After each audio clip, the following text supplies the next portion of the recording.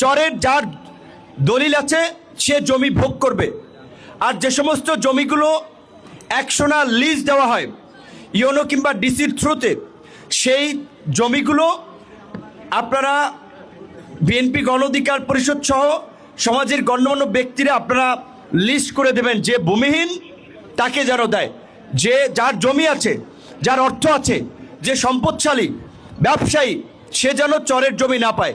এবং এই যে আমাদের বিভিন্ন জায়গায় মাছ ধরতে গেলে আপনার ওই যে ব্যাট জাল দেয়, ওইগুলো নাকি ইজারা দেওয়া হয়।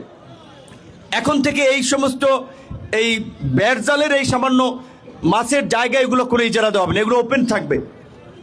জাল যার জলা তার, যাদের জাল আছে তারা মাছ ধরবে, এখানে কোনো ইজারা হবে না। আমরা বলেছি এই যে গলাচিপার মানুষের দীর্ঘদিনের এই যে খেয়াঘাট নিয়ে অভিযোগ, নির্বাচন আগে আমরা বলেছিলাম, তখন আমরা অফিসিয়াল আমরা কিছু করতে পারি নাই। এই খেয়াঘাটে আমরা বলেছি আগামীতে যারা ইজারা নেবেন, দেখা যায় এগুলো আপনার 5 লাখ টাকার ইজারা, তারা ব্যবসা করার জন্য, মানুষকে জিম্মি করার জন্য, মানুষের ঘাড়ে চাপানোর জন্য এটাকে 25 লাখ টাকা প্রতিযোগিতা করে তুলে দেয়। তো সরকারি আপনার ক্রয় প্রক্রিয়ার নিয়ম অনুযায়ী যারা সর্বোচ্চ দরদাতা তাদেরকে দিয়ে দেয়। তো আমরা বলেছিলাম আপনারা কি প্রক্রিয়া পোষাবেন সেটা আমাদের বিষয় না, এখানে 5 টাকার বেশি ভাড়া নিতে পারবেন না। এবং ইতিমধ্যে এটা হাইকোর্টের একটা 3 মাসের স্টে অর্ডার আছে। আমরা প্রতিমন্ত্রীর সাথেও কথা বলেছি, স্থানীয় সরকার মন্ত্রণালয়ের ডিসি সাহেব আছে, বিভাগীয় কমিশনারটা মিলে এটা জেলা পরিষদ খাস কালেকশন করে যেভাবে মানুষের আমরা স্বস্তি দিতে পারি। আমাদের এখানে ব্যবসা করার টার্গেট না, সব জায়গা থেকে সরকারের ব্যবসা করা, রাজস্ব আয় করার দরকার নাই। কিছু জায়গায় যদি বৃহৎ কমিউনিটির উপকার হয় আমাদেরকে সেটা প্রায়োরিটি দিতে হবে। এবং ব্রিজের কাজ উদ্বোধন হয় নাই, কিন্তু ব্রিজের কাজ শুরু হয়ে গেছে।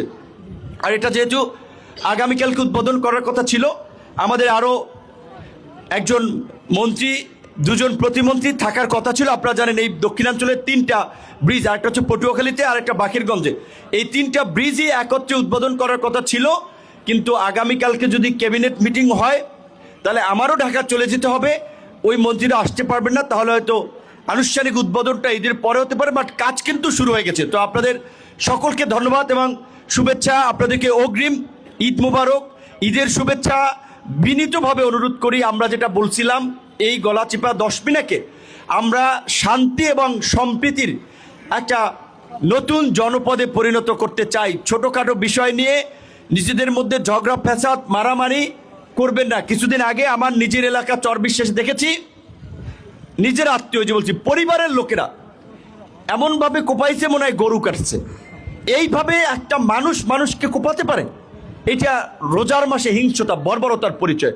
তো আল্লাহ পাক আমাদেরকে এই হিংস্রতা, বর্বরতা এবং অন্যের হক মেরে খাওয়া, অন্যায় অবিচার থেকে বেঁচে থাকার তৌফিক দান করুক, আমরা সেই দোয়া করি। এবং মাননীয় প্রধানমন্ত্রী যে মহৎ উদ্দেশ্য নিয়ে দেশের অর্থনীতিতে বিপ্লব আনা, কৃষি অর্থনীতির প্রসারিত করার জন্য যে খাল খনন কর্মসূচির উদ্যোগ নিয়েছে, সেটি বাস্তবায়নে হয়তো কিছু কিছু ক্ষেত্রে কিছু ঘর বাড়ি বাঁচতে পারে। এটি কিন্তু আমার ব্যক্তিগত কোনো বিষয় না, ডিসি সাহেব, ইউনো সাহেবের কোনো বিষয় না। সরকারি কাজের জন্য যেখানে যার স্যাক্রিফাইস করা লাগে বৃহৎ স্বার্থে আমাদেরকে করতে হবে। আমি যেটি বলছিলাম এটা আপনারা নিশ্চয়ই আমার সাথে একমত হবেন। বাংলাদেশের এই 50 বছরের ইতিহাসে বা বাংলাদেশে আজকে এই যে 13টি সংসদ নির্বাচন হয়েছে, আমার মনে হয় বিগত নির্বাচনগুলোর তুলনা করলে এই ত্রয়োদশ সংসদ নির্বাচন হচ্ছে গলাচিপা 10 মিনার ইতিহাসে সবচেয়ে স্মরণীয় নির্বাচন, যেই নির্বাচনের পরে কোনো মানুষ একটা সহিংসতার শিকার হয় নাই, হানাহানি মারামারি প্রতিহিংসার শিকার হয় নাই। এবং এটা শুধু এই গলাচিপা 10 মিনায় নয়, এইবার বাংলাদেশের অনেক জায়গায় আমরা দেখেছি নির্বাচনের পূর্বে এবং পরে যে সংঘাত সহিংসতা হয়ে থাকে, এইবার ওইভাবে বাংলাদেশের কোথাও সেরকমের সংঘাত সহিংসতা হয় নাই। এটা সরকারি দলের দায়িত্বশীলতার পরিচয়, সরকারি দলের নেতাদের দায়িত্বশীলতার পরিচয়।